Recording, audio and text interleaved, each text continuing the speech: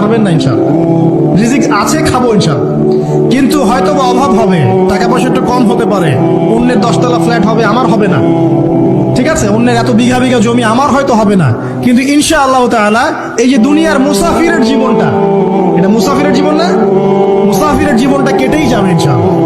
কাটবে না? যে কোনো ভাবে হোক কেটে তো যাবেই ইনশাআল্লাহ।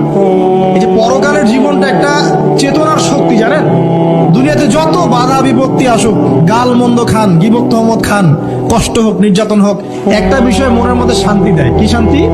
যে এই দুনিয়ার জীবনটা তো আর চিরস্থায়ী নয়, এটা তো আর সারা জীবন থাকবে না। ইনশাআল্লাহ এই অবস্থা আস্তে আস্তে পরিবর্তন হয়ে যাবে। ফাইন্না মাআল উসরি ইউসরা, পরকালে ইনশাআল্লাহ পাবো, দুনিয়াতে না পেলে কি হয়েছে, পরকালে পাবো ইনশাআল্লাহ। যুবক ভাই, এসব জেনা ছেড়ে দেন, আল্লাহ রাব্বুল আলামিন আপনার জন্য হুর রেখেছেন জান্নাত, ইনশাআল্লাহ পাবেন ইনশাআল্লাহ।